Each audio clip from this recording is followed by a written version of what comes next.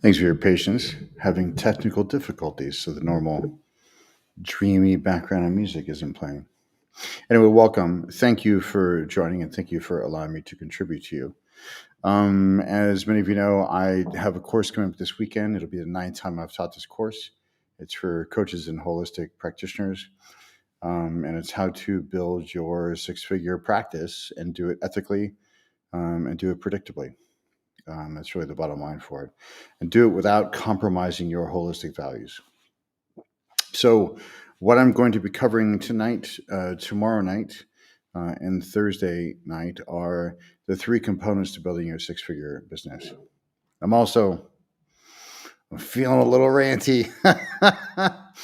And I had a client give me an incredible acknowledgement. I did an exit survey with a client today, and she said, I asked her if there was anything outside of the exit survey that she wanted to express. And she said, it was really great working with you because you really embody your work. You really live your work. And so getting to see you model it behaviorally, getting to interact with you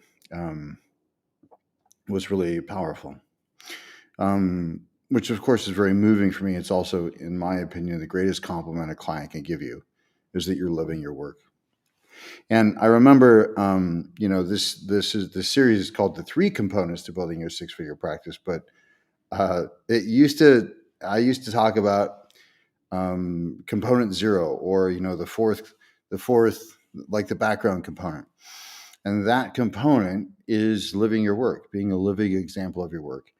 And I used to use the examples of don't be a chain smoker and teaching people how to resolve addictions, or don't have your relationship be a total dumpster fire and be a relationship coach. And not that we can't have relationships that aren't a fit, but if you're in a toxic relationship and you're giving, or one I heard about recently, which is don't be a marriage counselor and be cheating on your husband. Oh my gosh. I mean, I don't know what is going on with people. And it's funny because, a decade ago, I used to think when a client told me they had imposter syndrome, which I didn't realize at the time was a true psychological condition. But at the time, I was like, well, do your clients get value? Yeah. Are you are you doing the things that you say you would do with them and for them? Yes. Okay. And it literally was sort of a short circuit for me. Like, I don't understand why somebody can have imposter syndrome. So I want to say that I do now acknowledge that it is an authentic, apparently it's a psychological condition where even though you're living in integrity, you might still have these questions about yourself, these doubts that you're somehow a fraud. So setting that aside, there's some people out there who are just full of shit, and they're not, living examples of it. Or we used to just call them hypocrites. So we used to just call them. I thought that was, that's probably more direct. So there are people out there who are not living their work and don't have the integrity to say, hey, this is an area of my life where I don't have handled, and I shouldn't be advising people on that. When it was only a couple of years ago when I started teaching people certain things around relationship, but before that, I mean, I've been in this business since 2004, full time. I would tell people, I'm not a relationship coach. I can ask you some questions, but I'm not a relationship coach. And while I don't hold longevity as a standard for the what would I call it? It's not a standard for success in terms of relationship. Because a lot of people are in really long-standing relationships that are just dead inside, right? So that's not what I'm talking about. But I am saying to at least be in constant examination of whether or not you're embodying your work or not, whether or not you're living in alignment with the principles that you're espousing, which is a very simple way of explaining integrity. To me, is your espoused principle. Think of it as a Venn diagram. Your espoused principles, things you say in the world, and then what you know inside to be true or to be the right way to live, and then your actual behavior. And to the degree to which those three spheres overlap, that Venn diagram, that center part, we could call integrity. That's one way to define it. But anyway, let's talk about these three components. Three components to building a six-figure practice. One of them in the background, let's just call it component zero, or a great presupposition is to be a living example of your work, or at least be in constant self-examination about whether or not you're living your own principles.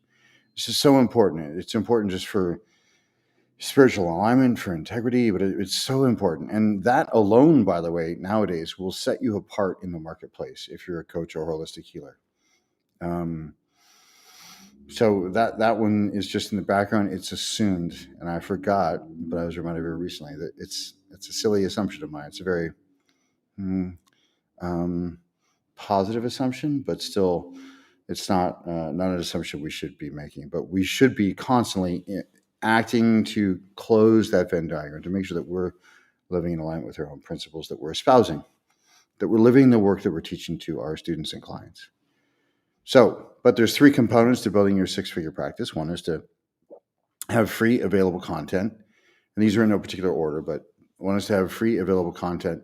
Those all must be always must be talks, by the way.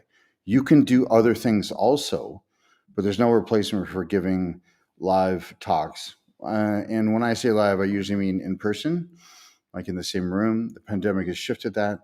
Webinars are not so great for it. In the past, pre-pandemic, webinars weren't as good. They're really great for selling products and courses.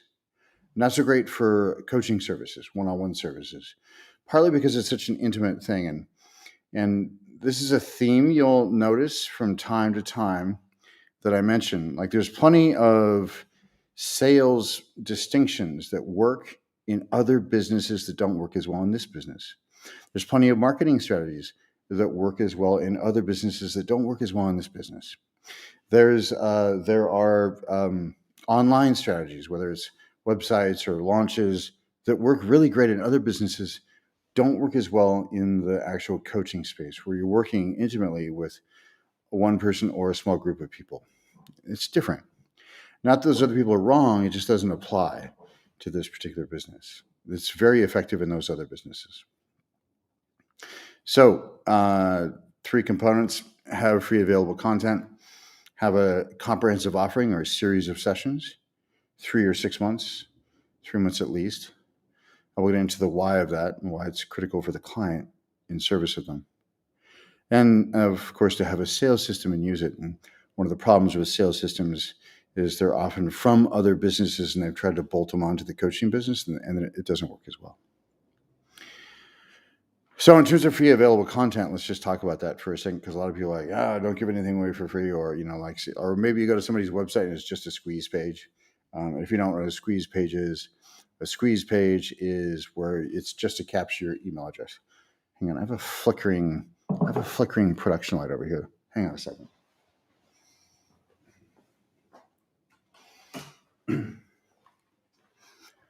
All right. I don't want you to wonder what's going on with it.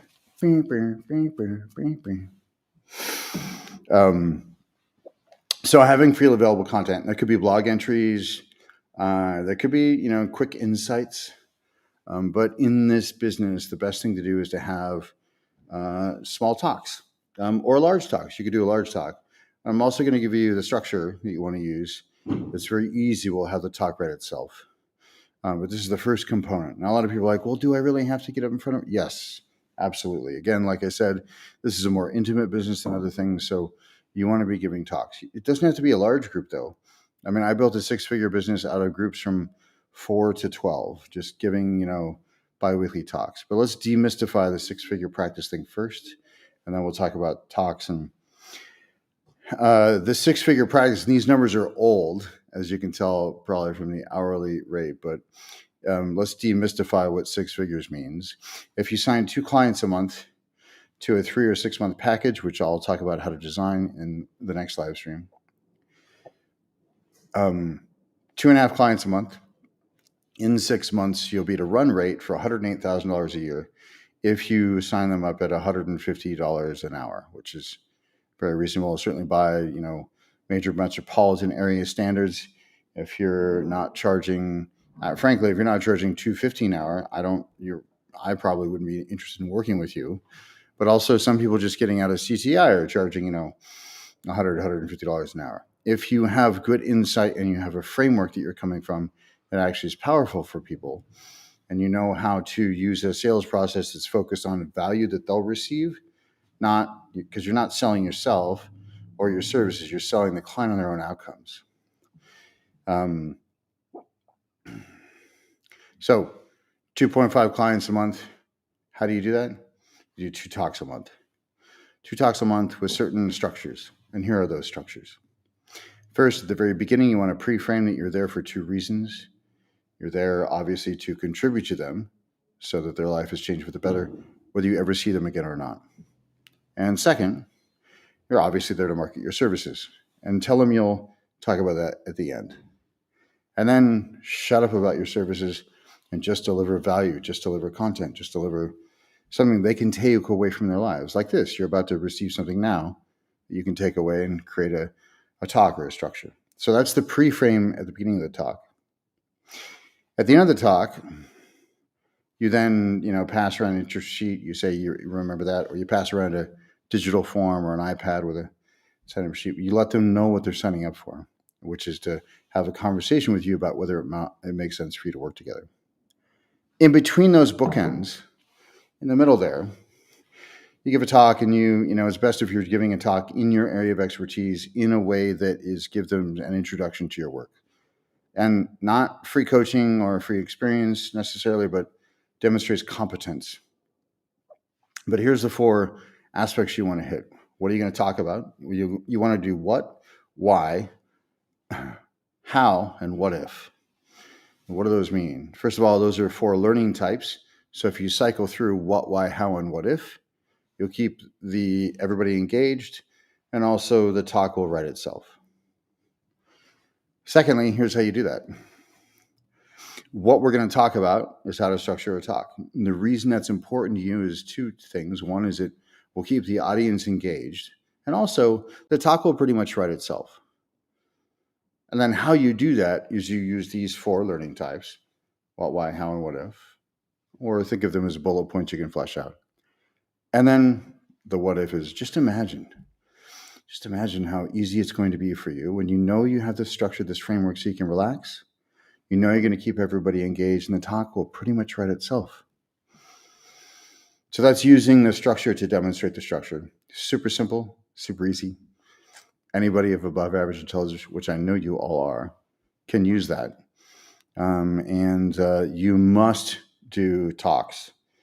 You must get yourself out there. You must give people a sense of you in this business. And that is the first component of building a 6-figure practice. The other 2, as I've mentioned a couple times tonight already, are to have a comprehensive offering or a series of sessions, 3 months or 6 months. It's very important that it's of some duration so the client gets sustainability of change. And we'll talk about all the reasons and how to structure that in the next talk. And then we'll talk about how to sell it ethically in the 3rd talk, which will be Thursday night. So if you're interested in the course, and this is the 9th and final time I'll be doing this course. I've led it. This will be the 9th time since 2006. But I'm moving on to the relationship material I've been developing for the last couple of years. So message me if you're interested or have curious questions or want to lock down your space. Currently, we have 5 people in it. I'm going to limit it to 12 because I'm going to give a lot of really intense one-on-one attention this weekend. And it starts Friday morning at 9 a.m. So Pacific time. Thank you for allowing me to contribute to you. And if we never see each other again, you can get some value out of this on how to structure your practice and how to deliver a talk. Thank you.